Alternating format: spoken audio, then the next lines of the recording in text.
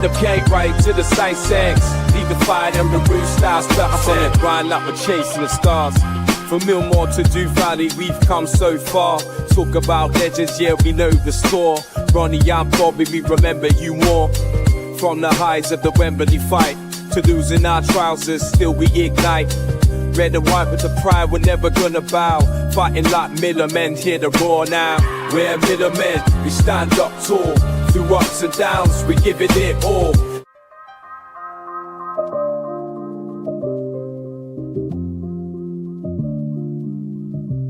From Millmore to Dew Valley. Good evening and welcome to Terrace Talk. I'm King Bush, your host, and tonight we have Bez with us. How you doing, Bez? Yeah. Good evening, everyone. Another positive weekend with us not losing a game. Well done, Rotherham.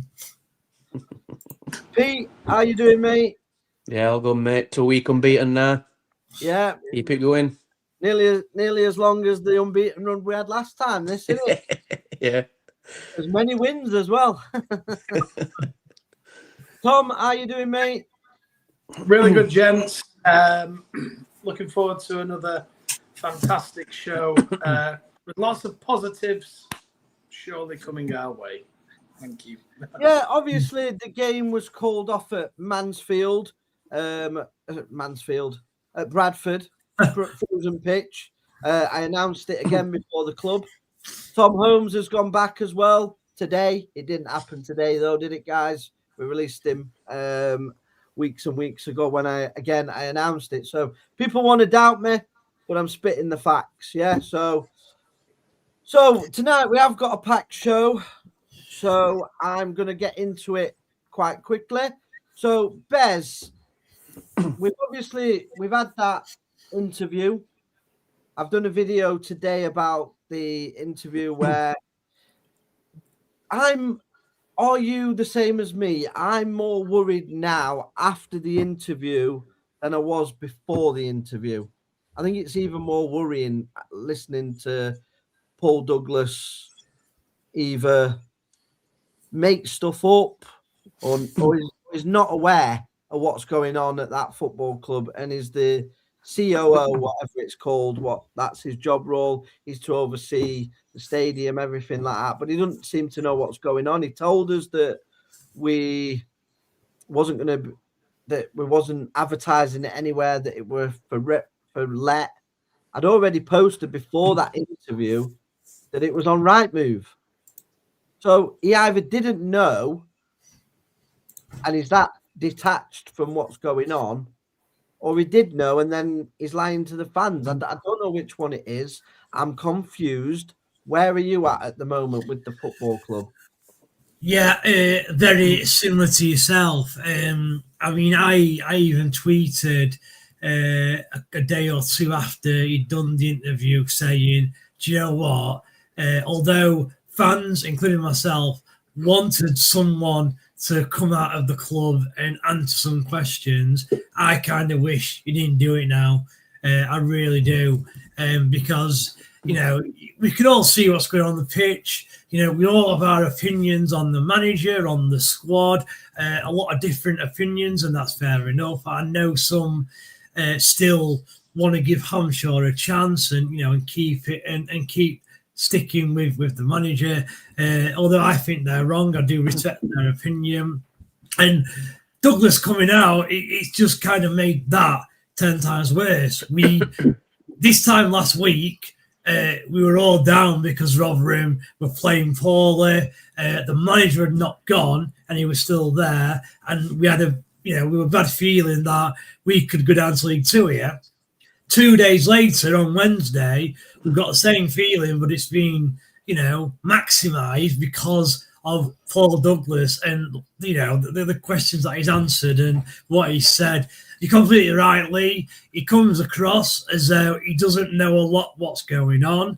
He comes across as someone who doesn't seem interested. That last column, comment. Yeah, his own words was he lives in his own bubble. Yeah, that's what I was going to say. Yeah, he does his job and then goes home. Yeah, that's what I was going to say. I was just about to say the fact that his last comment was that he goes to work like we all do to make money. He goes to work, he gets his paycheck, and then he goes home. It's almost disgusting. Now, surely, I don't think he's realised what he said. I think if you spoke to him in person, I don't think he's realised what has been said, because surely he didn't mean to say that. He's either not prepared or he just doesn't care. He's also lost interest. Yeah. I mean, you can expect some people, whether you like it or not, you know, if you've been in a senior position, you will have staff underneath you that are on minimum wage. They're doing a job, and basically they just come, do the job, and go home. Yeah, and a lot of people do that, and that's life. But not in a senior position. You can't have anybody in your business in a senior position with that attitude, because it's just not good enough. And if I'm the owner of that business and I've watched that interview, I'm calling my employee in and I'm sacking him on the spot. Yeah. Because he's not fit for purpose. Yeah.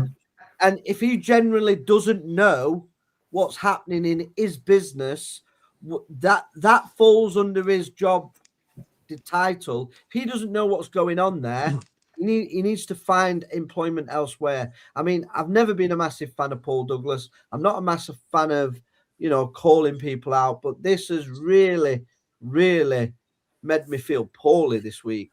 It really has. Just on the thing with Douglas as well. I mean, if you take away the interview just for a minute, you know, a lot of Rotherham fans agree the interview's not gone very well, and what he said obviously has not been very good. But I've been told, like in my own job before, that when I've had a new job and I've done the role for 2 to 3 years, I've been told, look, David, that role you've done is only a 2 or 3 year role. You need to really move on to either a different customer or something different within the same company to keep you motivated, to keep you on your toes. So even though Paul Douglas, even if he'd have got the interview spot on, he's been at the club for 30 years, I think. Surely it's time, even for himself, to himself good, just leave the club or leave the role and do something completely different to get your motivation back on track. He's clearly not motivated, or he doesn't seem motivated to me. So I'd almost say that he should be leaving that role and move on elsewhere, even if he ignored the interview. So the interview's just added on top of that. So is he going to be in this time next year? I probably think he will be, which is sad, but there we go. Yeah, I'm just really concerned. I'm hearing concerning things coming out of the club regarding Rob Scott as well. So there's a lot of concerning things coming out of the football club at the moment, and it's not good. Pete, what are your thoughts? Where are you at with obviously the whole interview, Matt Amshaw's interview as well, which was bizarre. He kind of turned it around on the fans. Yes. Also, obviously, the deep underlying issues where normally you go against the club hierarchy. That's the end of the road. We've seen that with Amarin, and he was 5th in the league with Manchester United. Once you start turning on supporters and the hierarchy, it's going to be a very rocky road. And I think he's also sort of told some players, he's thrown some under the bus. Now, if Steve Evans would have done that, people would be going, what a nasty man. He's called them out, but I'm sure he's called these players out. And it's even more concerning that he's called them out. And it's kind of looking like we've got to get players out before we can get players in. Obviously, Holmes leaving again today, but it looks like there's not much room for manoeuvre there. So it's not the best way to get the players on side on calling them out. Like another thing on Douglas, on some of Douglas's points, I've spoke to people about safe standing. Nobody wants it. What planet is he on? Who's he spoke to? Nobody has it. Everybody needs it. North Stand needs it. It's like a library, isn't it? It needs to volley back. You know what I mean? But a bit of noise. He said, didn't he? I don't know if he actually said, Douglas, that, one of the reasons they've not done it is because he thinks that no one in the North Stand stands up. That's what he said. He thinks that Everybody we back have a stands up. standing up problem. But I watched the North Stand, and I'd say the back 6, 7, 8 rows are all stood up every home game. So I don't know what he's looking at there. They've got it. They've got it in away end. Is it back I know, seven because rows? Isn't it? Yeah, so he's saying that when we're in a championship, obviously big clubs were ringing 2,000 and they were all stood up, and that caused them an issue. Whereas the Rotherham home end, he thinks there's only like 200 or 300 at most standing up, and therefore we don't need it because it's not an issue. That's what he said. When has he sat in that section? He sat in his padded seat. Yeah. In hospitality. Do you get what I'm saying? It's not part of the stadium where the roof's leaking on him, because I'm pretty sure they would have found a cherry picker had the roof been leaking on him and Tony Stewart. You get what I'm saying? Like, I'm okay, Jack, and the rest of you are irrelevant, because he basically said that. He said that he's got emails even when they were doing well. He actually believes that everybody's only moaning about everything that's happening purely because we're not winning football matches, which is scandalous. People were saying these issues at the start of the season. That got brought up at the fans forum that the chairman didn't turn up to. That got brought up about the leaking stadium back in June, before the season had started. It's same way.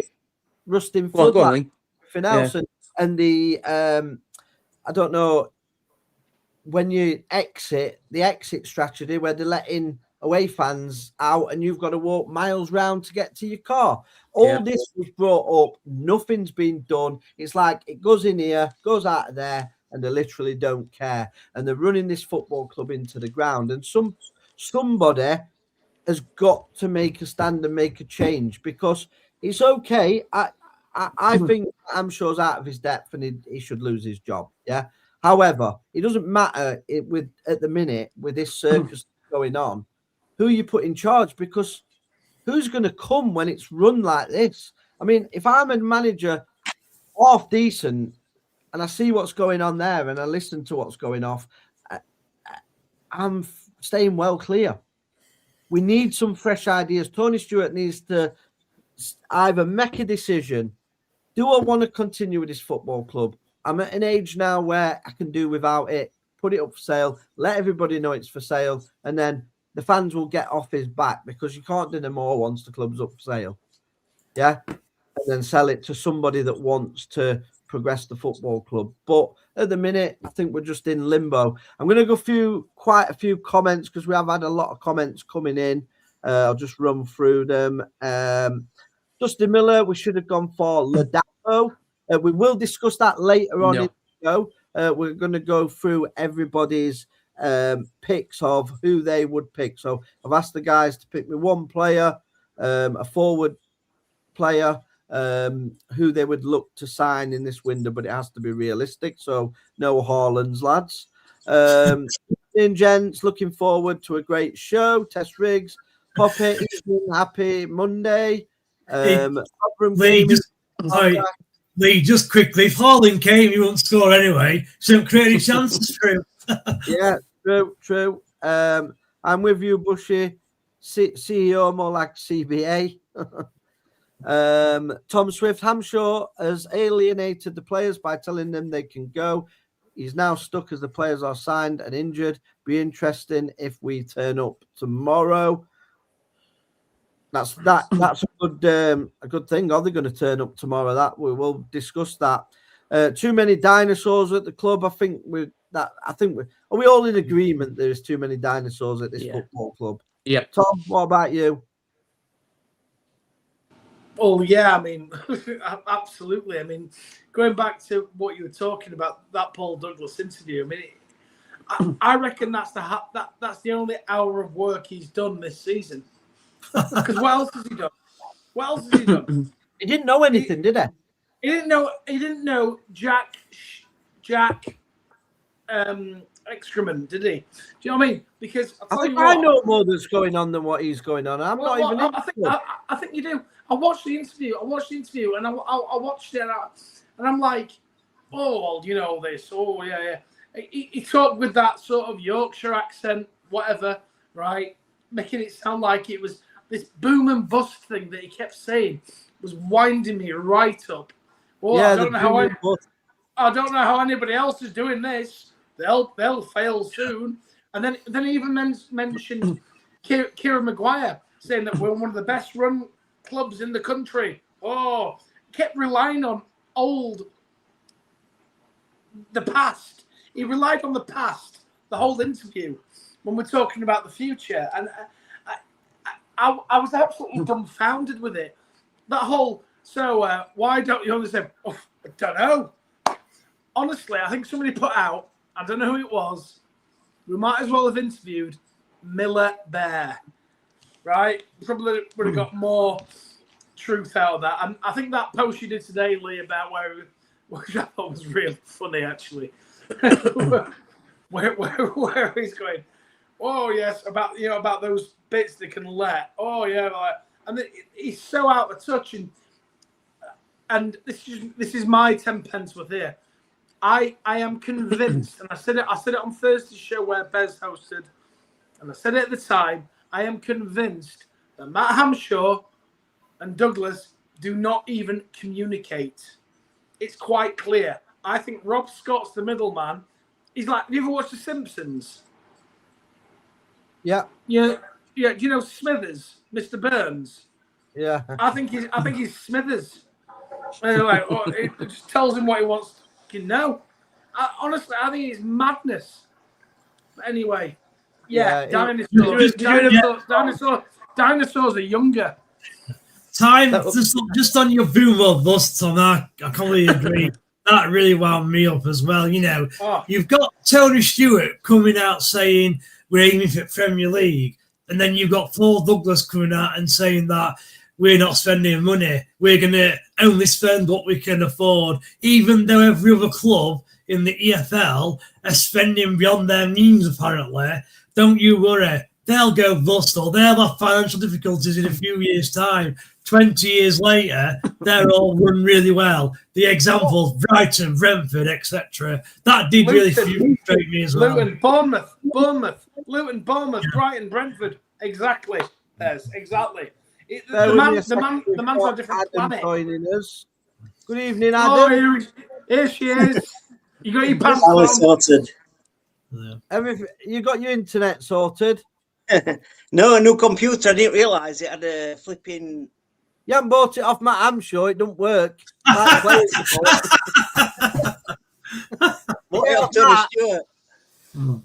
Anyway, just a quick one, Adam, because the last time we spoke to you, you was telling me that Amy was cooking. We're going to the playoffs. I thought you'd turn Muslim. I thought you were going to fly away with 16 virgins up on a unicorn somewhere. What's happened, mate? Is Amy cooking? I didn't dare come on for about 4 weeks. Or is he setting himself on fire? No, I think it's just the injuries. It's nothing else. You could have Jurgen Klopp, Jose Mourinho, you name them, they would not change Rotherham's fortunes. They change formation. They can change formation, but I don't think they can change fortunes, unfortunately. So Adam, you're in full agreement with Paul Douglas then, is that what you're saying? So that's what he said. What so Paul Douglas said on 4 or 5 occasions that you can't judge Hamshaw until he has a fully fit squad. So we could have one injury and apparently you can't judge Hamshaw. And is that what you're saying as well? I agree, yes. On that occasion, I agree. Wait till the end of the season. Obviously, I don't think we're going to get much in January. So we've got 3 points out of the last 27 points. That's in Rotherham's last 9 games. We've got 3 points out of 27. 1 win in nearly 2 months. We've got no identity. The formation isn't working. That's not bad luck. It's failure on the management. Now, he signed 13 players in the summer. How many players do you want him to sign before you say it's his team? 13 players. Some managers don't get 13 players, ever. Neil Warnock come in and signed nobody and kept the worst squad we've ever had up in the division. Yeah. Hampshire has lost them players. I'm sorry to tell you, the only thing he's cooking is an ham sandwich. Yeah. There's no oven on. There's no gas. There's nothing. There's no lights are on. I'm sure he's out of his depth. But the problem is much bigger than Matt Hamshaw. And this, after the interview, I'm more worried than ever. Forget Matt Hamshaw. I've gone past Matt Hamshaw. Forget Matt Hamshaw. You put any, and I agree with you to a certain point, you can put any manager there. If the chairman has checked out and ain't going to give him any more money, ain't going to support him, the training facilities are horrendous, the club's run like a backroom bloody corner shop, who's going to change it? It's going to take some manager. You're going to have to pay top dollar to get a manager with experience that can firefight and that can motivate players. We have got good enough players, regardless of the injuries, because that squad, when you look at it, when you've got Dangor in there, you've got Nombe, you've got a lot of players there that are good enough for this league. I still think we've got the best midfield in League One. I really do, when they're all fit. Spence, Benson, Powell, Gore. There's not many better midfielders than them. I mean, people are slagging Powell off, and he hasn't been great. But the whole team around him, the whole formation is making players look worse than they actually are. And I honestly believe that.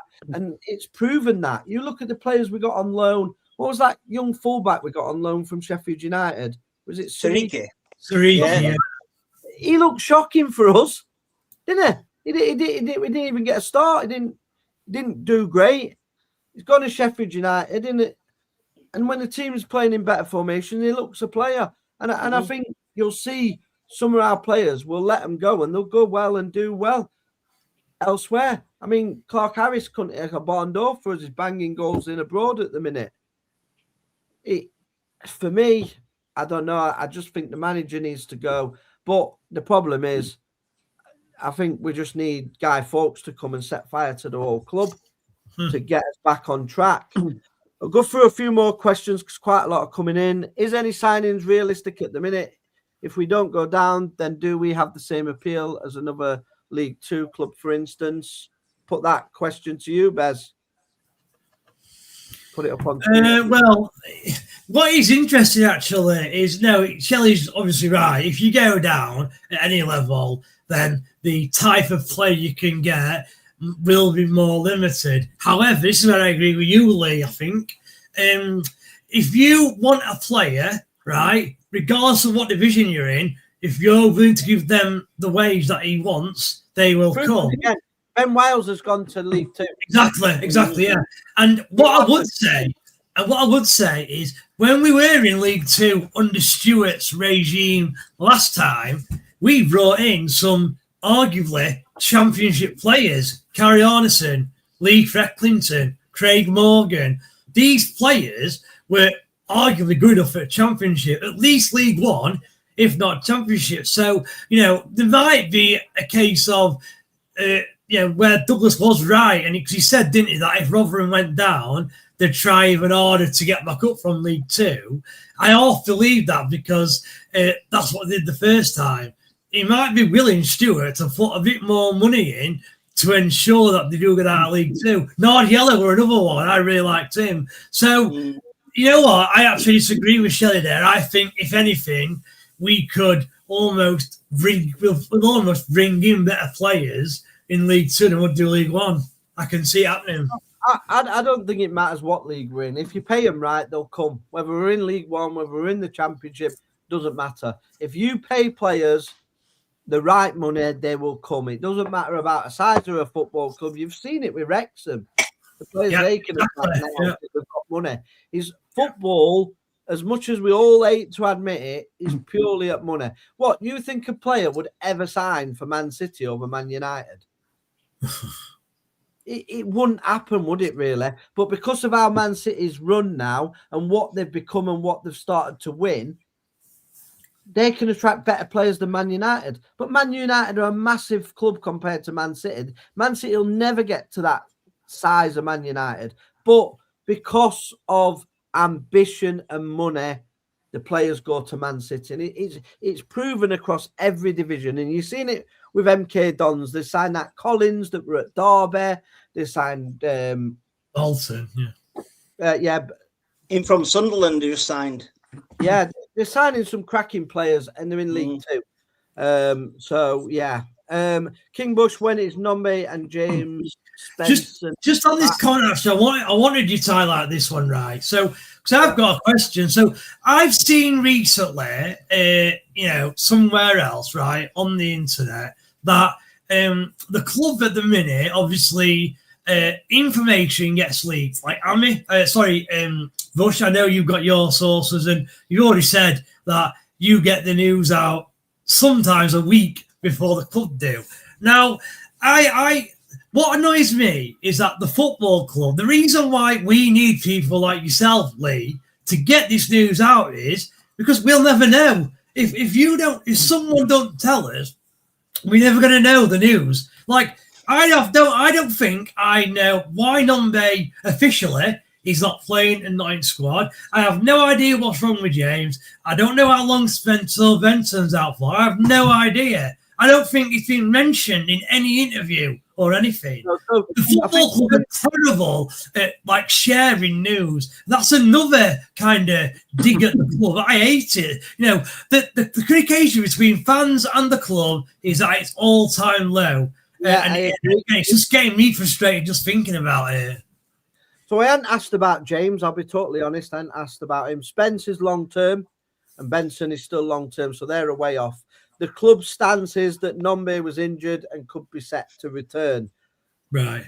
The report I got is that he's unsettled, didn't want to play, and there's 2 bids in from 2 clubs, and the club are looking to sell him. So we'll see what happens.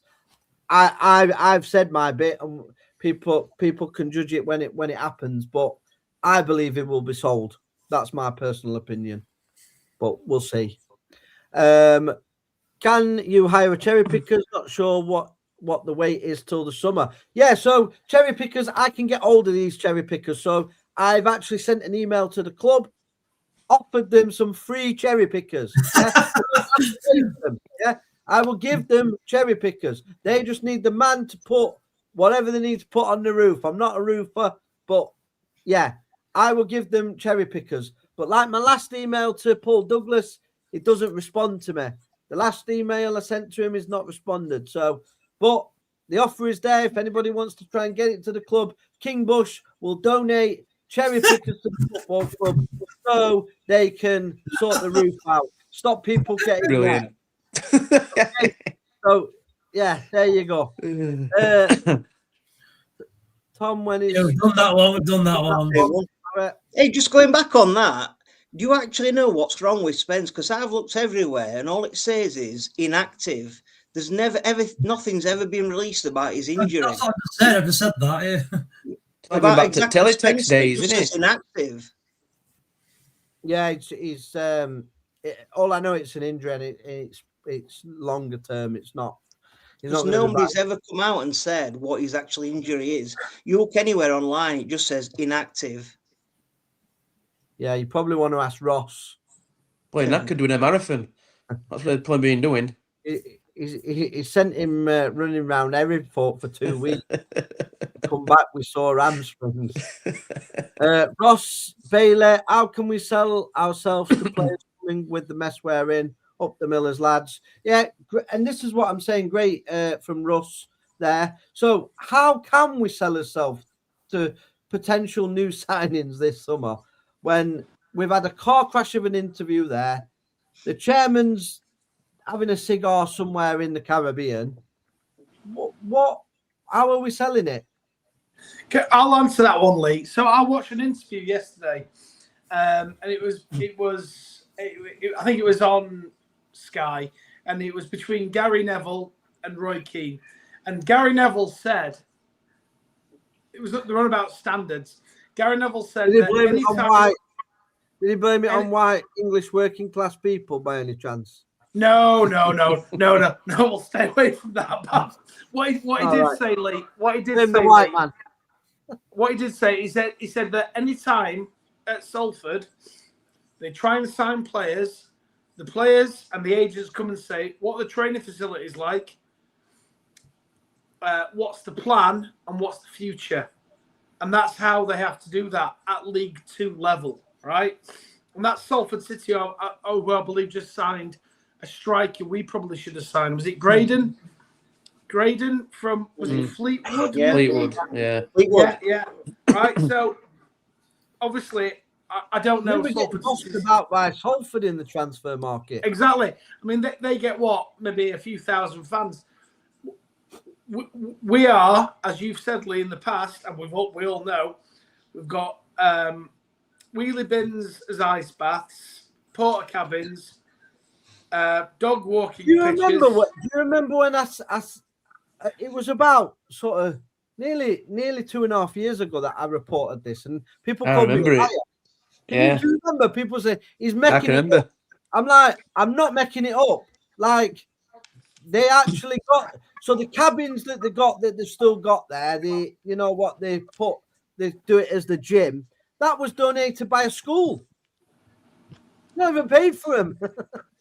Well, that's man. That is mental. And then obviously, because at the time we're in the Championship, and the players had asked for, well, we need some recovery baths, and they turned up with wheelie bins, and they went to Tesco and got some ice. There you go, lad. Crack on. Unbelievable. And we were a Championship club at the time. And Douglas said, you've got to remember all of our success years, we used the same methods, right? But what Douglas needs to remember is that times move on. You've got to move. You can't do this thing that you did 10 years ago now. You know what I mean? Yeah, completely right there, Tom. Yeah, because I don't think it's saying. I think he thinks like using that as like a kind of a good comment to say that you know facilities got nothing to do with the performances, and by saying that Cornwall, which for 3-4 years ago had the same facilities, well, we don't want the same facilities now. They need to be better now, not the same. Every business cannot stand still. Any business. It doesn't matter whether it's a football club or a corner shop. You've got to move with the times. You've got to get a strategic plan in place. And I honestly don't think there is one. I think they just look up at Tony. Hey, Tony's got a Lamborghini. Hey, up, mate, you can do anything. You just tell us what we do and we'll just do it, mate. They're just happy to collect a wage. The old man needs a slap. Like, wake up or get out of the football club. Like, you cannot just drift, and that's what we're doing. It's really worrying. I think Benson is out for the season, ligament damage to his ankle. That's from Paul. Yes, Mr. Burns. Don't know who Mr. Burns is. Simpsons. Mr. Burns is Tony Stewart. Wayne Earl up the Rotherham. That's my cousin. He's a Sheffield United fan, by the way. So they didn't do very well against Mansfield, just saying. But yeah, look, we don't mind Sheffield United, to be fair. So, yeah. Adam, talk to me. What did you make of the interview? Just the Paul Douglas interview. Where do you think the club is heading? Oh, absolute train wreck. It'd have been better not to do it, to be honest, because at least fans know now what's happening. He didn't know, obviously, about the rents, what were going off. He didn't know about... well, mind you, he mentioned the contracts. Well, that's what he said. The reason why our season ticket price is so high, because we're playing one player £8,000 a week, which we all know that is, and then the rest are all on 4,000 plus Championship wages. I'm not being funny. Who signed that off? Exactly. Him. He signed them off. What you're going to do? Blame the other managers? No. If I'm the manager and I don't give a damn what somebody's on. I just want that player. And if they said to me, I can have him, I get him. That's how managers manage. Yeah, it's not their job to think about the finances. It's the idiots that are running the ship. They were right, we can afford it. So if they couldn't afford £8,000 a week, they shouldn't have paid it in the first place. You can't blame your bad planning on everything else that happens. And my problem with Matt Hamshaw is he knew what he was taking on. He knew it.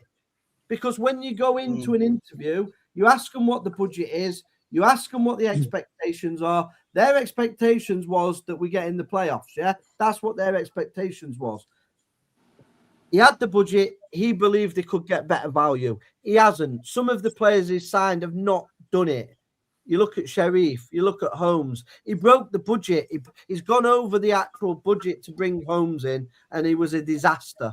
Yeah, he had one good game. The rest, he looked like he was running in treacle. And the rest of prior to that, he was injured. So that was a shocking signing. He signed a Tete. What has a Tete done? Everybody wants to slag Jordan Hugo. How many goals has Tete scored? None. Useless. He's been rubbish. So his signings haven't been any better.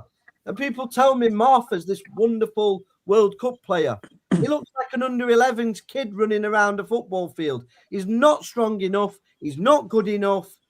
He's got talent. Don't get me wrong. He may prove to be a good signing in a couple of years' time, but he ain't ready now. He ain't ready for first team action now. He also gave a new contract to Kyoto. He should have been sacked for that alone. That should have been a warning sign. Hang on, this man wants to give Kyoto a new contract. I'd sack him now. And if I'm in Paul Douglas's position, this ain't happening at this football club. I'm too switched on. Yeah, I'm too switched on. I would sort this out from top to bottom within a month. Yeah, and I get the crap out of this football club. And unfortunately, there's people in jobs, positions that are just not good enough. So I'm going to go on to now. I did ask you all to pick a realistic target for this summer. Not for the summer, for the January window. Say realistic, we've got no money.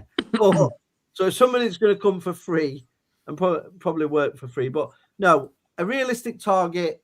Obviously, we're getting players out so we can bring someone in. What player would you bring in? I'm going to start with Tom.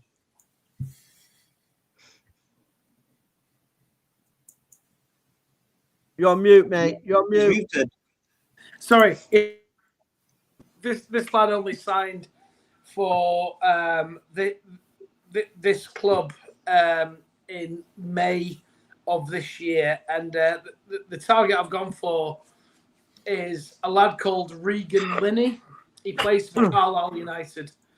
I'm just getting his stats up here, Lee. I mean, he's never played in the Football League, which is...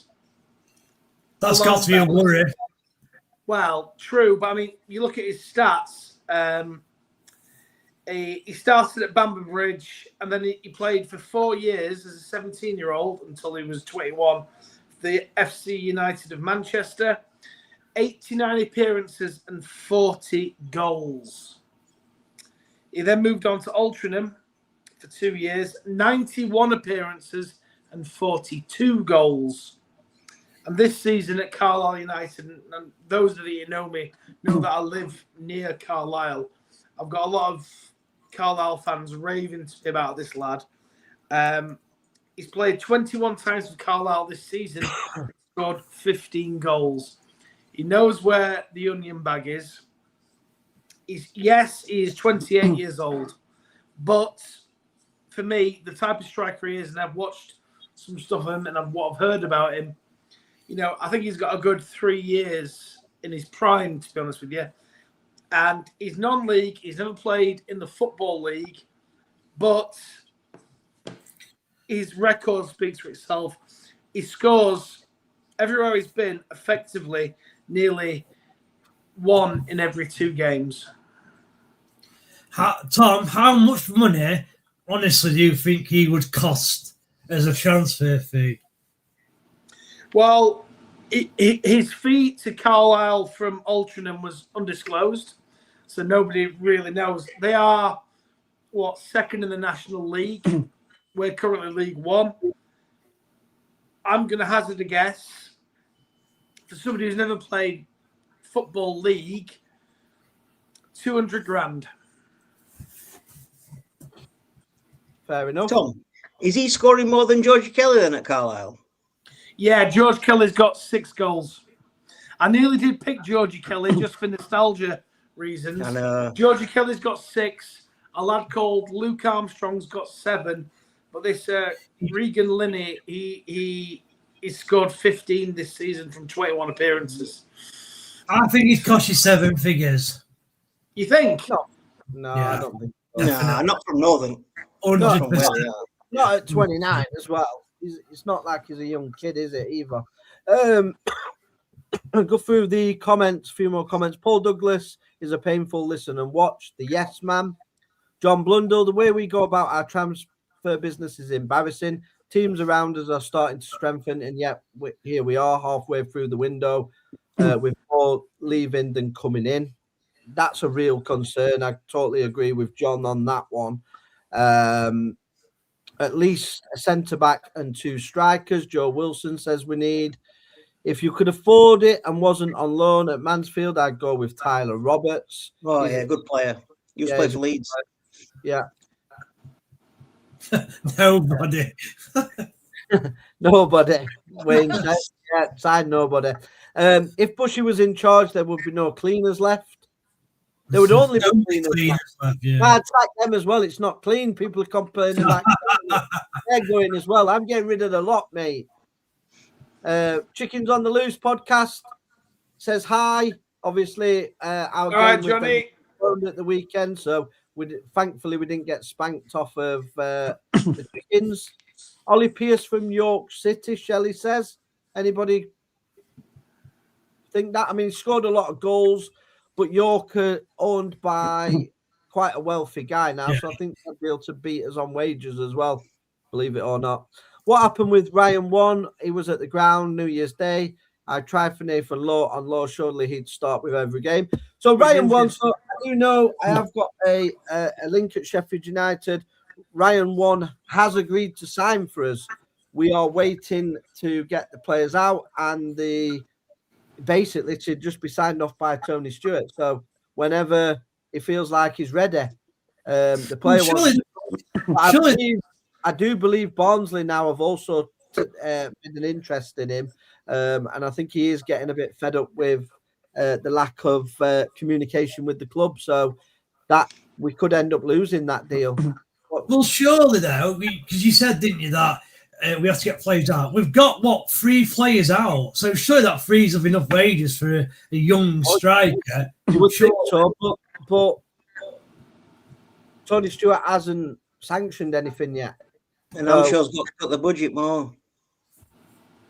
Ryan, Regan, Linney, if you have to score goals, you can score goals anywhere. As they say, he is good and deserves League 2 football because that's where we will be playing.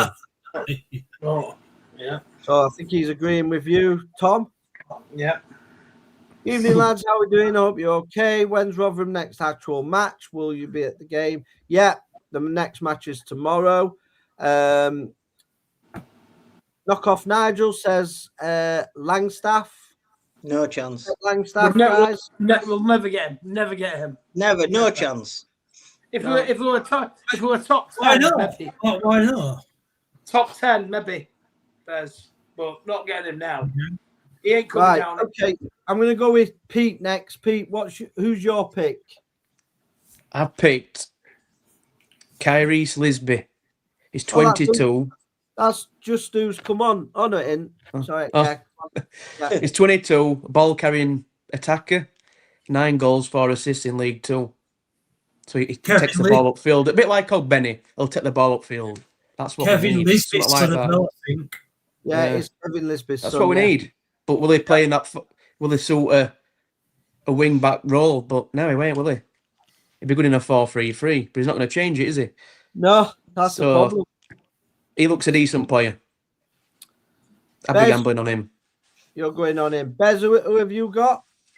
Well, I actually had 3, and funnily enough, McCoy Langstaff was one of them because if you go back 6 weeks to 2 months, he weren't even getting in Millwall's squad. Never mind, like starting 11. And he would only be a loan anyway. Whoever put more Corey Langstaff, it's not a signing, he'd just be a loan. But he wouldn't be my number one target. Another one that I looked at, and you might say is unrealistic, but again, you don't get in this team starting 11, is Lyndon Dykes. I think on loan, you could possibly get him. Again, I don't think we're going to sign anyone for a transfer fee. To be fair, Hamshaw's kind of already said that in one of his post-match interviews, that we're only getting loans in. So, your Regan Linney's, your Olive Pierce's are probably a bit unrealistic because obviously they both cost money. The one I'm going to go for is a guy called Emre Tezgel. He's on loan from Stoke and he's at Walsall. He's like a 6'2" young striker. He's got something like 8 goals in about 20 games. And I picked him. A, he can score goals, and B, he's like a big target man, which even though we've got like Hugo and Atete, they don't seem to work very well either. So I'd go with him on loan, Emre Tezgel.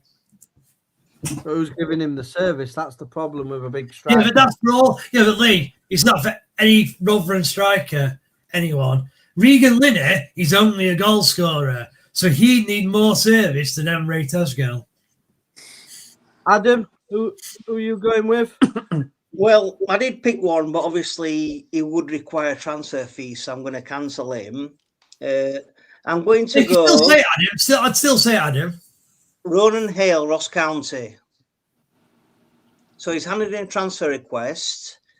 12 goals in 24 appearances this season, but it would command about £200,000. Obviously, we're not spending money, so I'm going to cancel that. The second one I'll go is Duncan Watmore.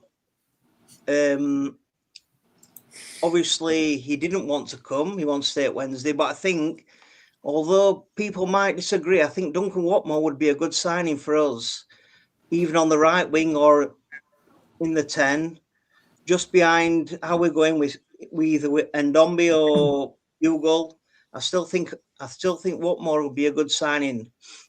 I know a lot of fans might disagree because he wants to stay at Wednesday. Wednesday now don't want him, so he has agreed. Obviously, he has agreed, depending on wages, to come. And the third one I had was a young lad at Man City called Jaden Heskey, Emil Heskey's son. He's absolutely flying, but he could be another Martin Sheriff. But I know Man City rate him highly. Obviously, a loan deal. I know a couple of other clubs are interested, but I do like the Ryan Oney at Chef Wednesday. I know he came for, I think he was signed for about 600,000 from Scotland. But I understand it's between us and Barnes who gets his signature. But I think if we sign Watmore and Oney, I think that's a bit of good business. Obviously, we haven't got. I think them two, what you've said, Adam, are the two that both have agreed to come. So the players want to come. It's whether the chairman is going to stump up. The one I've gone with is not getting a game at the minute. Is Caden Jackson at Derby. So he is out of contract at the end of the season, so he won't cost a fee. He's also nose hammy from his time at Derby, so it could be a case of being able to talk to him with being playing at Derby. I mean, he scored 24 goals for Ipswich in the Championship. I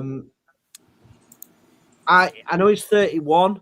However, I think we need a striker that's guaranteed goals. And I think Caden Jackson in League One guarantees you at least 7 or 8 goals, and that could keep us up.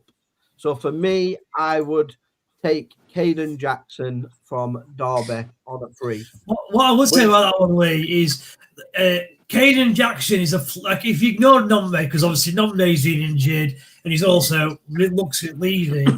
Caden Jackson would be a different type of player than what we've got. So I kind of see where you're coming from that side.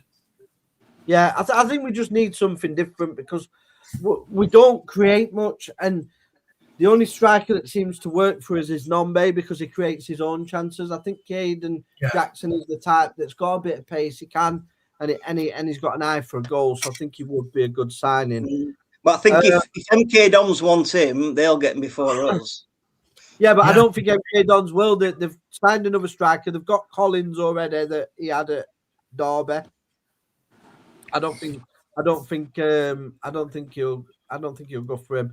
Charlie Savage would be good. Yeah, flipping heck. He's about £2 million player. Is Atete going back? I hope so. Actually, he doesn't look like it. He doesn't look like he is because I think he's staying. He played that last game. What he played, obviously, were horrendous. The fact he played and the fact he's still here, I would suggest he's staying. Unfortunately, wouldn't be surprised if we only get one in. That's Tom Swift.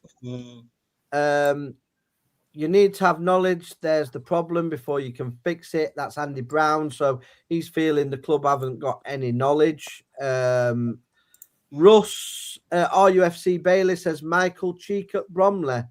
Has anybody heard of Michael Cheek? Yeah, he's a massive target man who's a little bit overweight actually, but he's scored something like 13 goals. He's a top goal scorer in League Two. He can't move. You're sorry? They're top of the league, aren't they, Bromley? They are. Yeah. He's a target man. He's 33 or 34. That's the only issue. Yeah, and is he really? How many promotions does he have? If they're top of the league, he might be wanting a promotion rather than a relegation. He's spent his whole career in like the conference. This is the first time I think he's been in the Football League. So and I'm glad somebody else has picked this up. Tom Swift. None of the players who have played for Hampshire want to come to us. Jackson would be a great signing. But yeah, I think a lot of the Derby players went elsewhere that we were after, and even though they've worked with Abby, so I'm not sure his pull is very good either. I'm sure, to be honest. I mean, you look at him; he looks like a wish version of Steve Evans these days, doesn't he? You know, he's lost his hair. He's overweight, tactically inept. It's not going well for the guy, is it? Trying to attract players looking like that, mate, it's not good. We're in the box seat for one. His bestie mate's Baptiste, which also may help. Yeah, no, I'd like to say I've got a guy. Yeah. I've got a guy that works at the Sheffield United Academy. One wants to come. He's mates with Baptiste. The other lad we had on loan said it was a nice place to come. He doesn't have to move from his apartment in Sheffield either. It makes sense for everybody. But it's down to Tony Stewart. The player wants to come. Matt Amshaw wants him. As far as I was told, it was done, but it's still not been announced. But when it may be done and it's still not announced because that's what's been happening. I announced Holmes a few weeks ago and it's only just been announced today. So the club aren't very quick. I call them slow sports news. Also try for Tyler Blackett from Derby. That's another good one. Not a regular starter for them and gets forward really quickly. That's a good call. I did look at. He's a winger, isn't he? Yeah, he's a winger. He's quick. But I think we need some wingers. I think we need wingers to create the chances. I think we need to change the formation. Tony Stewart hasn't got to pot a piss in. Lampshade man. What does that mean, lampshade man? I don't know. Ross, what do you mean by lampshade man? I do like it. Yeah, lampshade man. That's a new one. That we'll get that going. Yeah, no, I am worried. It sells lights, doesn't it? That's what it is. It sells lights. Oh yeah, very good, Tom. Yeah. Wayne Earl says we tried for Jackson before. So yeah, I didn't know we did actually. We may have. Surely a Tete wages would cover Ryan Wands. The issue is, Tom, though, it's not about. I've got a bad feeling that in the loan contract we can't send him back. Only Cardiff can recall him, and they're not going to because we're failing. That I'm only guessing because that's why we've not done it already. Yeah. Sean Oxborough says we need lads in for Saturday, but we know this won't happen. Lee, can I say something about this? Right? Yeah. We've had X amount of postponements now, right? given us lifelines every single time to improve the squad, negotiate contracts, whatever. And yet we are now Monday night before we play Huddersfield, and then we've got on Saturday. We've got Saturday Stockport. Yeah. Yeah, right. Nothing's been announced. I've noticed today that on the channel, I'm thinking they're teasing us. They've said about Holmes going back. If you want to be a mascot at the Stockport game, all that sort of stuff. We've been given ample opportunity to strengthen the squad. These have been lifelines, these postponements, and we have not moved forward one single bit. Now, if we do not sign somebody before Saturday, we have failed miserably with the opportunity that we have been given with frozen pitch after frozen pitch. I'm not being funny, but they sort of blamed AFCON and Doncaster are signing players left, right, and centre. Mansfield are on a great run. They're storming up the table. Just beat Sheffield United at the weekend. And then we're still here. We've needed a striker. I mean, it was that bad we were looking at the free agent markets. The window's open. We still can't find anybody. We all know. We all know it'd be last minute transfer when we sign somebody. Well, we've a got journeyman. Somebody rubbish. It'll be too late, Pete. It's too late now. Yeah. The chairman's now trying to get his money out of some strippers' knickers in the Caribbean. He's trying to get his money back to try and find money for a striker. I don't know what's going on, lads. I'm just Tom. Tom, as a percentage, what percent do you think the chances are that we've brought one player in before the Stockport game?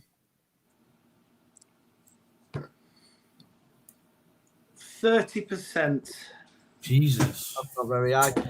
So frustrating at the lack of proactivity. We are so bad at planning. I thought we could send a Tete back. That's disappointing if we can't. I heard the fuss blew. Fuse, yeah. Yeah, fax machine's terrible at Rotherham. It always has been. Right, quickly moving on. We're going to discuss Huddersfield Cup game. Do you go full strength or do you go a weaker team? I'll start with you, Bez.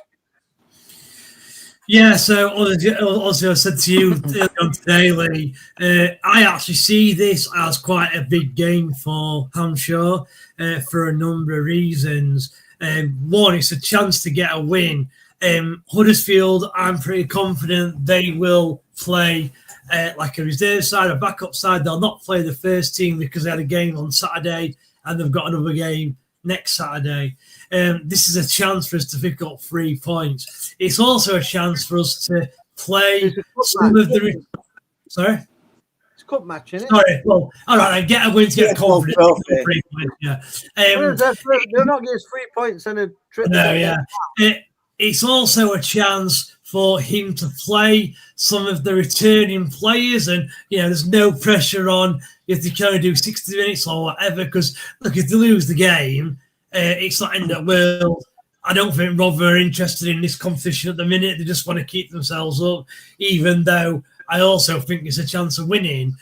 So yeah, I think it's massive. If I'm unsure, I go quite strong to try and get a win, which could then give us confidence going into the Stockport game. That's what I think. Pete, what about you, mate? What go strong? Same as Bez. We've got to go strong, get some confidence back, haven't we? Yeah. But if we lose, it's going to go the other way, innit? If we lose to a reserve team, it's not going to end well for Hampshire, that is it? I dread to think. I mean, I'm not beaten now. I don't care. Just get. For me, I could get Bez till the end of the season. Just get Bez till the end of the season. Yeah, it's a big game. Me and you will do it, Lee. We'll do it, Lee. Joint manager. Dream team. Yeah. I get you goal scoring. Don't worry about that. Adam. No, to be honest, aren't you? we can't risk it.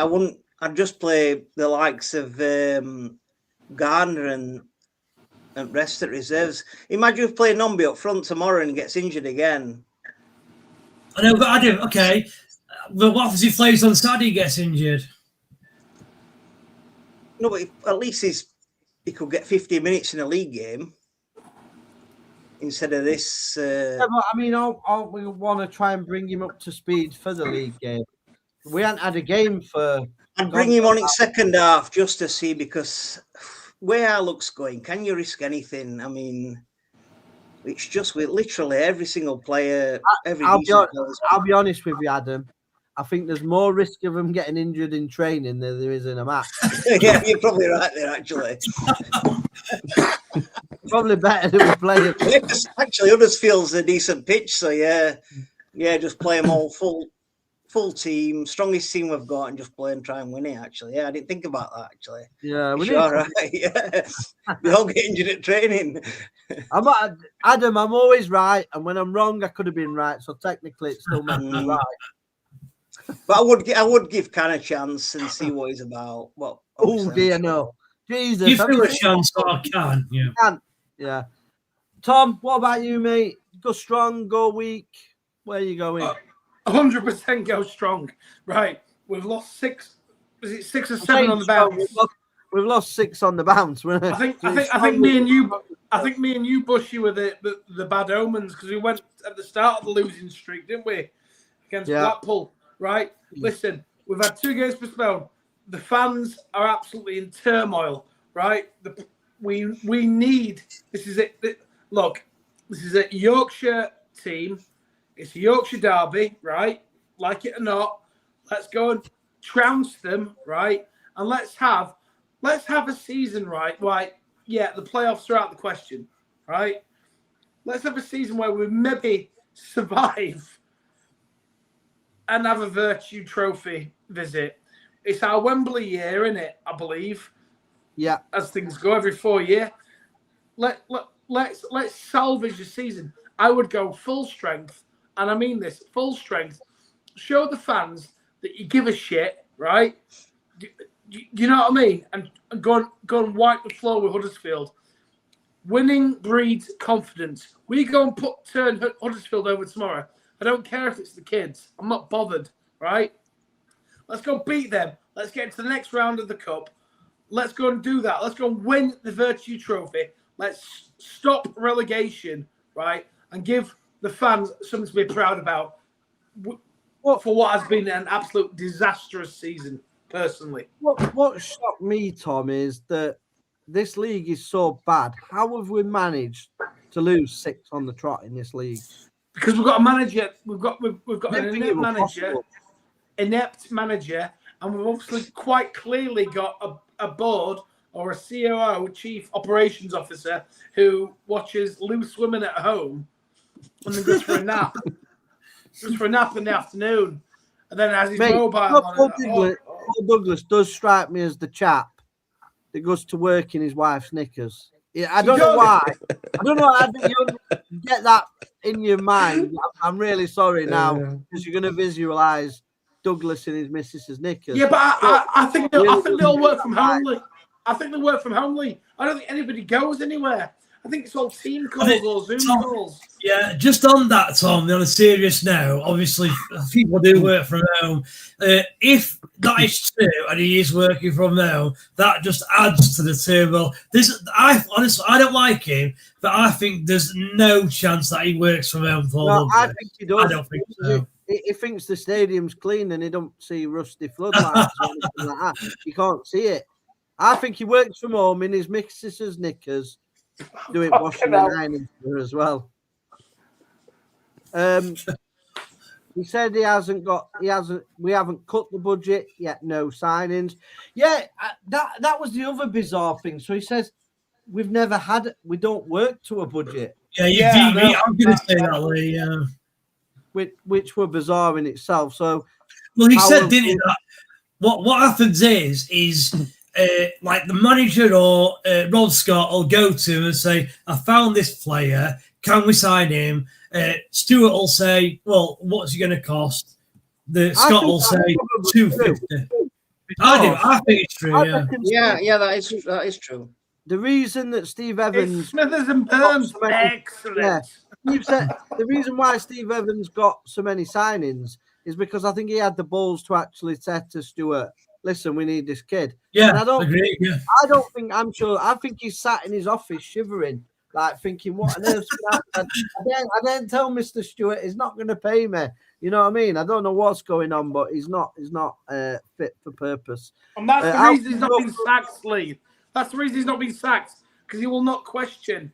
Yeah, I agree. Smithers and Burns. He won't question anybody else with that record, with our budget, because regardless of people say the budget's cut, this, that, and the other, we haven't got the second worst budget in the league, that's for sure. And we're second, third bottom of the league, so we're underperforming. Let's just that we can all agree on.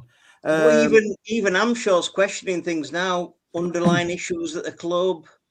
He knew them before he came. I think, you say that, Adam. I think he's come to end his tether a little bit, and he's thrown that argument in to try and deflect that he's an issue for the club. Yeah, he's run out of ideas. How can you go for a weak team, Bushy? The team's weak enough as it is. Very true. Russ, RUFC, I'm sorry, lads. I hope to God I'm wrong, but we ain't surviving. So he thinks we're going down. Do you guys agree with that? Do you think we are going to go down? In the current state, absolutely, Ross. I completely agree with you. I think he'll still get sacked, and therefore he'll stay up. Anybody else? No, I think we'll stay up, and I don't think they'll change him till end of season. Okay. We'll keep the manager you say there, Adam. Yeah, I think he'll stay till end of season, and we'll be obviously 4 points behind Leyton Orient now for next position, but I think he'll get it together and get his players back. And I think how long contract has Amshaw got? How long's contract is got? Another 2 years. 3 years. Yeah, another 2 years. Another 2. Which is incredible, which is absolutely mental. Somebody who's never managed a football club, you give him a 3-year contract. It makes Chelsea. He'll be on he'll be on peanuts, though, mate. He'll be on peanuts. Tom, I saw your tweet today about Savage. Why would Savage come here? Look at what he's got for his screen. Very good training point. Ground. Yeah, exactly. Adam, I completely agree. If the chairman gets his head out of his arse and spends some money, then he will come. But I don't think he will. Even I think what Savage has got down there at Forest Green, I had a look at their training ground. It's absolutely fantastic, brand new. Their managers, their owners doing everything, building new stadium. I bet Savage is on as much as, if not more, than Evans, and they're not going to offer him more. Or are they? He's unproven as well. Savage is managing at Northern, Conference level. Although he would be a better manager, Savage won't change Forest Green for Rotherham these days. No chance. No, you're probably right. Says I see Huddersfield will go strong.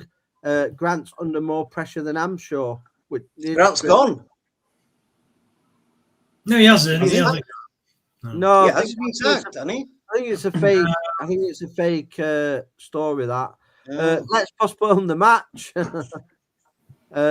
He gets my vote. I don't know who that is. I think he would play. I don't think he'd play. Yeah, I don't think he'd play yet. I think he would be gone by the end of the week.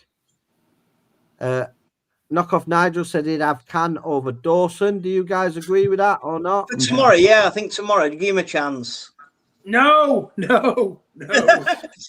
terrible. He is terrible. He's a shocking goalkeeper. We need to fetch the ex-goalkeeper from Derby, Vickers. Good shout. Yeah, Gosh, check him. Great keeper. Tom Swift said he's on borrowed time. Deep-rooted issue. Comment is aimed at the board.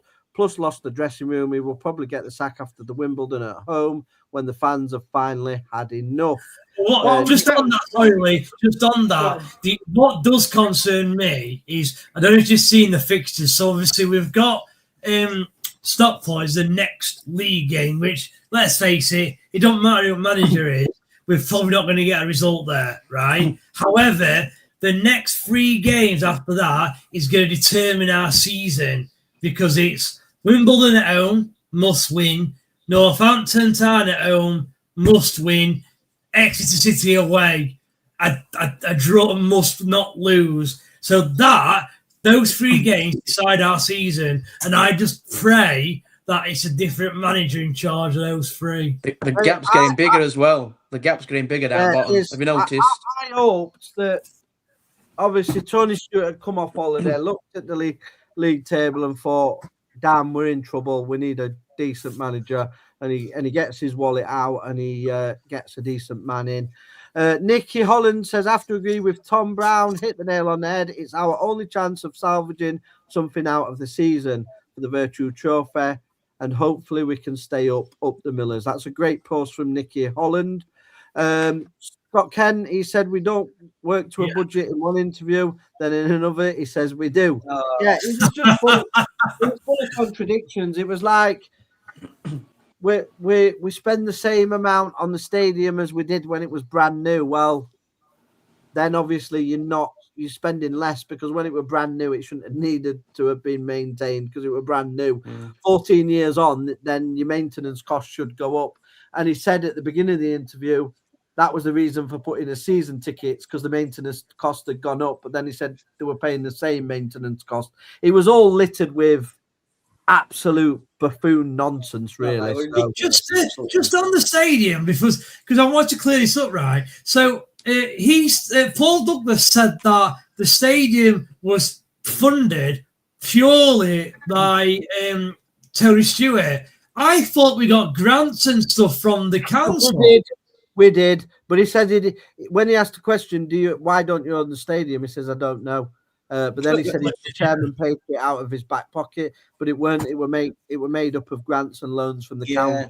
It definitely was, wasn't it? Yeah, it definitely was. Yeah, it definitely was. Rotherham Council. Yeah, because it actually nearly fell through because the council nearly pulled out through the fact that it wasn't, because when he'd done it, it was doing it not in the club's name, so the council were a bit sketchy with that, and they nearly pulled out. Because obviously the club could be in the same position, and that's my worry. Everybody's going on, but my worry is Ken Booth did the exact same. He funded Rotherham to the championship. He got us probably one of the strongest championship teams we've ever had under Ronnie, and he funded that himself. We owned the stadium. He was paying the debts, and it was against the company, a bit like what Tony Stewart's doing. Then he got old, then he lost interest, and then what happened, and he wanted that silly rent for the stadium. Yeah. But Tony Stewart will want silly rent for New York Stadium. So we could, as daft as it sounds, in the next 5 years be playing back at Millmore. Who knows? Happy days. It's a weird... what I would say is that Douglas is a sycophantic person of Tony Stewart. Obviously, he came out and did that interview to literally suck up his boss's ass. Yeah. Regardless of where we'll play, I guarantee Paul Douglas is still COO. Yeah, 100%. Jamie Noble, very true about the budget. They don't give Paul Douglas windows, so he can't see what's actually going on. Laugh out loud. I like it. Yeah, I like that one there, Jamie. That's a good one, that. Poppy, great show again, guys. Have a lovely week.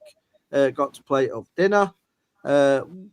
What you made, Poppy? Oh, we're talking about dinners here. Unless we get a new manager, we will go down. Does everybody agree with that? Because I do. I think yes. Get I do, yeah. I think if you get rid of him, we stay up. Adam doesn't, though.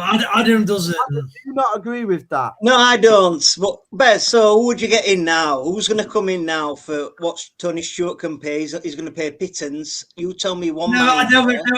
Why is he going to pay pittance? How do you know? Yeah, you can't say that. No cash.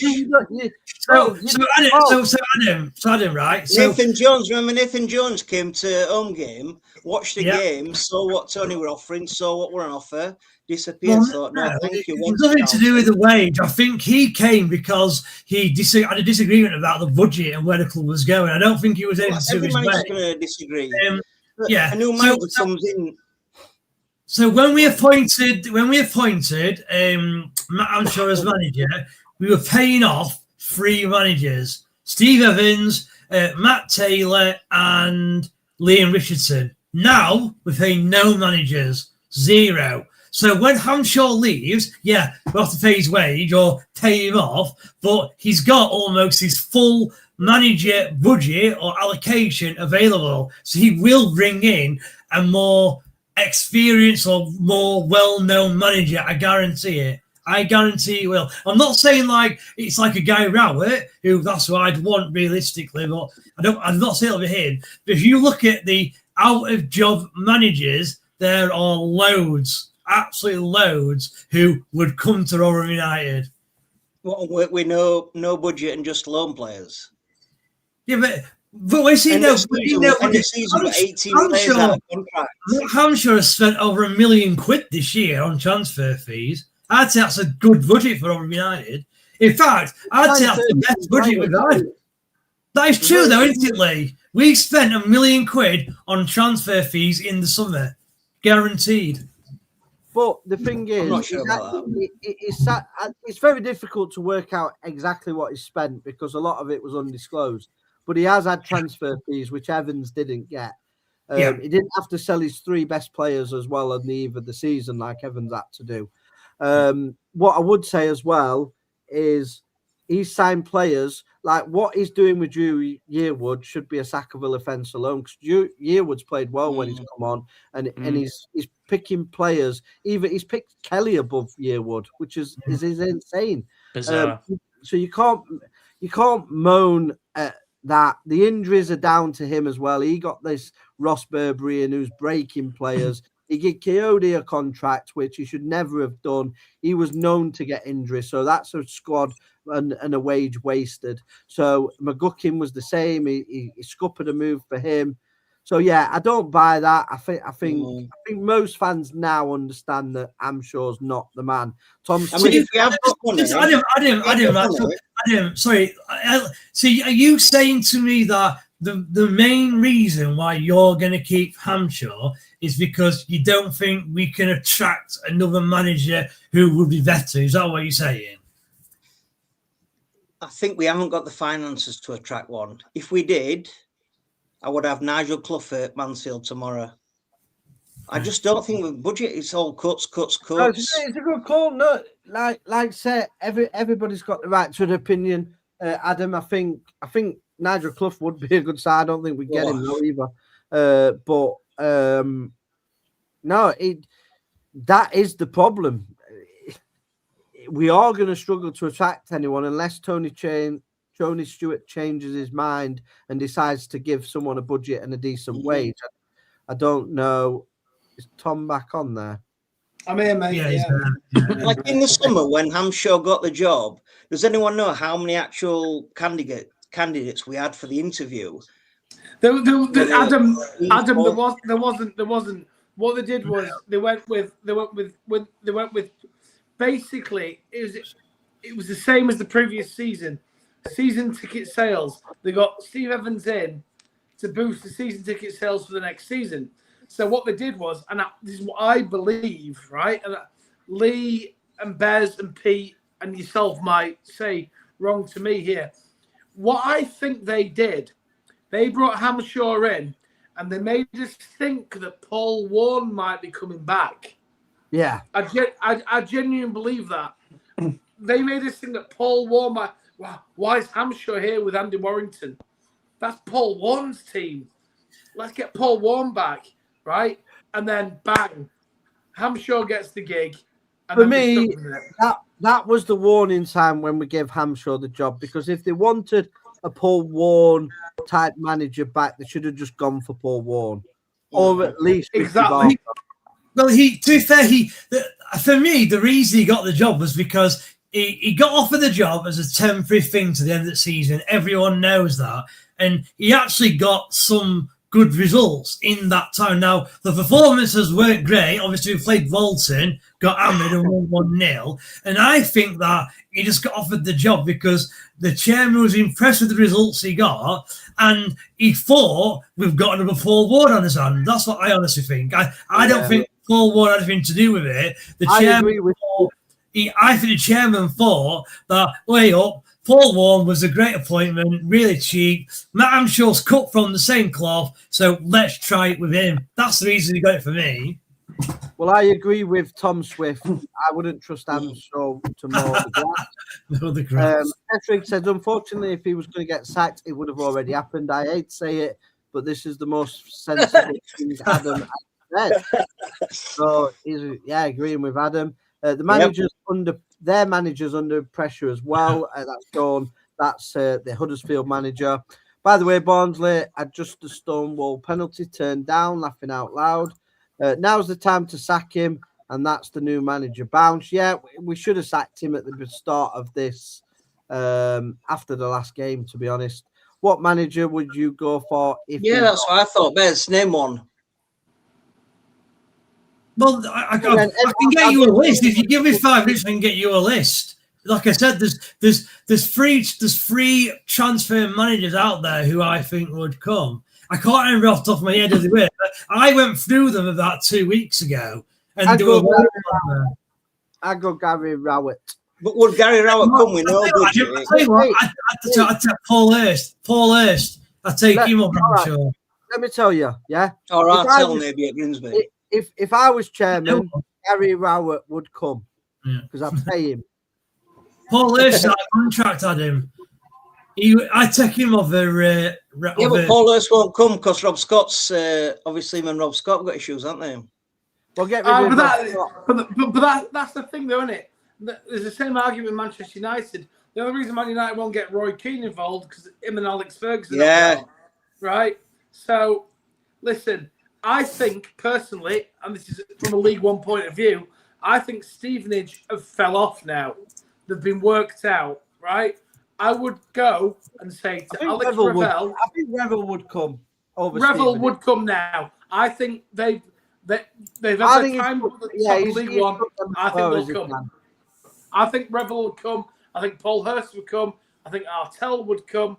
And like Lee says, if you've got the money, I just don't want somebody else that's been connected to the football club having it. I want a full clear out. I want Douglas gone. I want Rob Scott gone. I want Tony Stewart gone. I want Amshaw gone. I want Woody gone. I want Tom gone. I want the lot gone. Miller Bear gone. Rother Bear back or whatever it was called. I'm just looking now. I'd take Neil Critchley out of a job. I'd take Joey Barton out of a job. I would, yeah. Controversy. Jesus Christ. Yeah. I mean, honestly, there's loads on here. Absolutely loads. I want to ask somebody sensible, so I'm going to ask Pete. Pete, go on. Who's your choice? Because everybody's putting in the questions. Most importantly, who would come? Well, better just say one then. Critchley, Neil Critchley, I'd take him. Steve Bruce. There's loads. Oh no, Steve Bruce, no chance. You do a great job at Rotherham. Nice Atkins, Graham Wesley. So you think, Adam? You think Matt Amshaw's a better manager than Steve Bruce? Oh, 100%.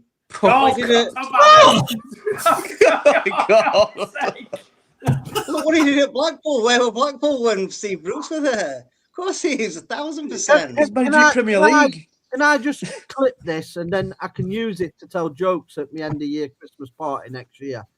That is the best joke I've heard. So Matt Amshaw is better than Steve Bruce. Yeah, 1,000%. How many promotions has Steve Bruce had? About 8. Yeah, Steve Bruce is 30 years older, but I bet Amshaw has a better career in management than Steve Bruce. Bollocks! That is I want that bet. Go away, Tom. Tom, go away. I want this bet. Because guaranteed money. £100 at him. 100 quid. He still hadn't done his forfeit for the bet he had with me. He told me Matt Amshaw that was in the playoffs at Christmas. We were so close and all we were 12. We were not close. We were before Christmas. We were 12. Oh dear. That's not close, I'm afraid, Adam. What, two places? John Blundell, Tony Stewart is a carbon copy of Chansiri.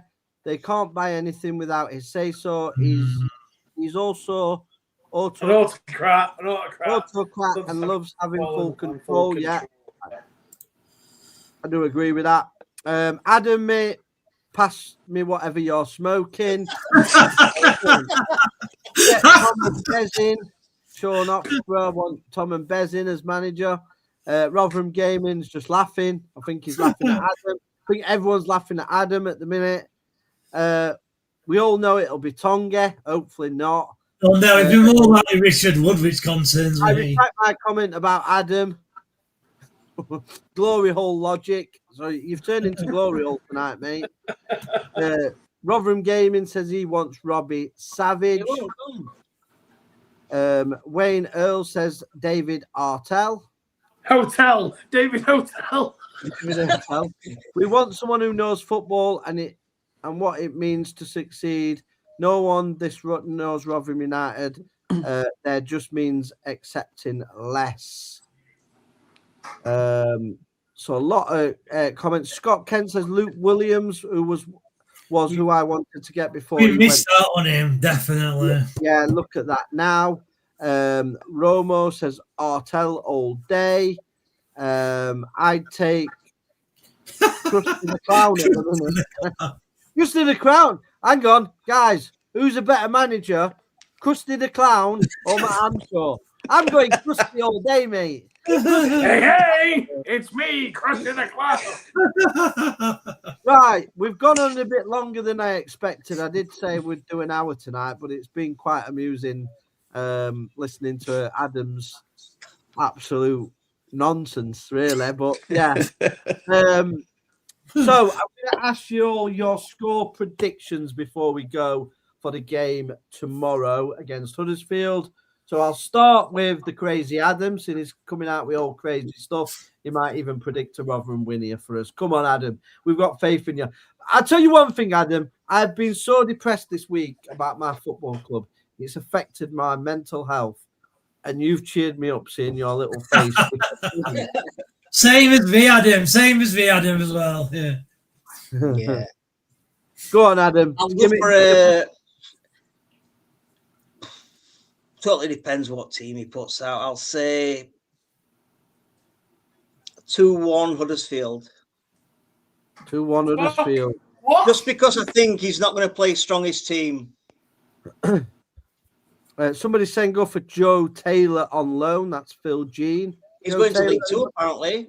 Gillingham. In where? League 2, Gillingham. I saw that today on... Ange Postecoglou would do better.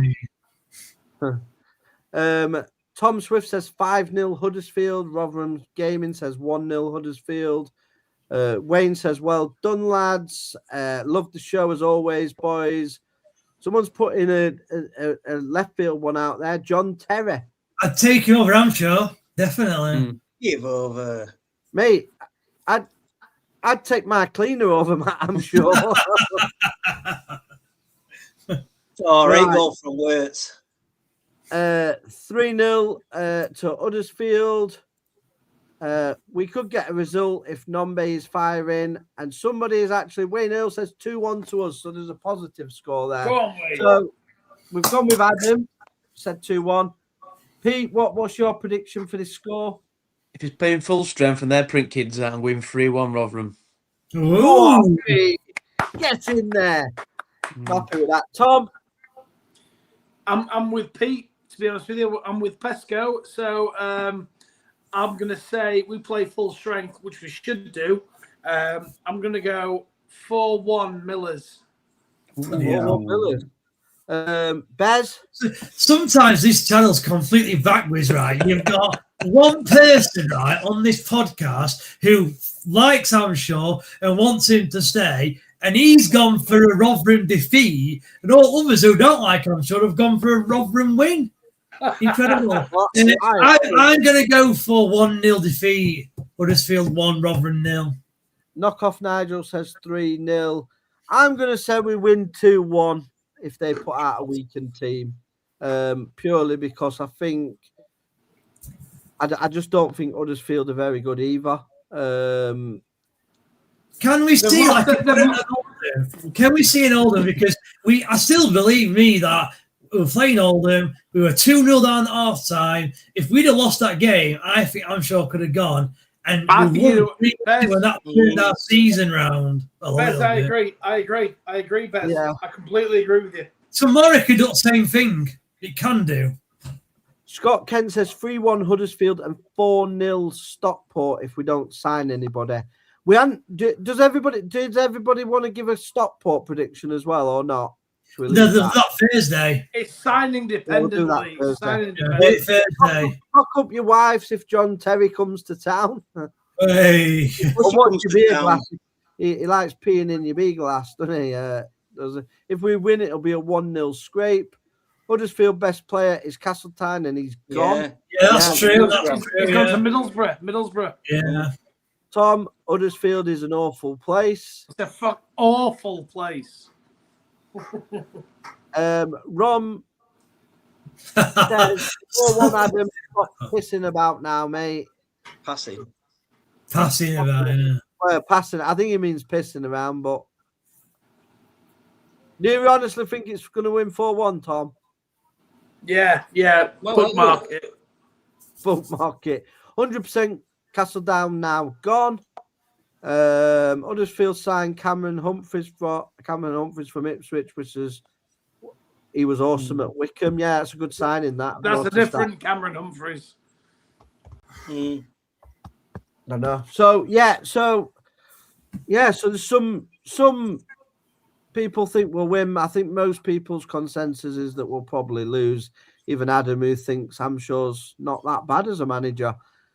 Thank you to everybody that's in the live again. We have got several hundred watching us again, which is fantastic.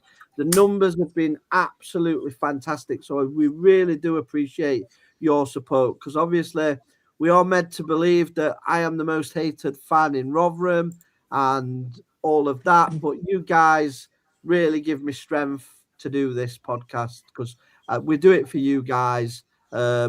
And it's worth me getting all the abuse off the old guard if you guys are enjoying it. And that's all we want, is you guys to enjoy it. Thank you to Pete, who is probably the most sane one of us all on here, I would say. Yes. Cheers. Most normal. Cheers to Pete again. He does bring a sense of normality.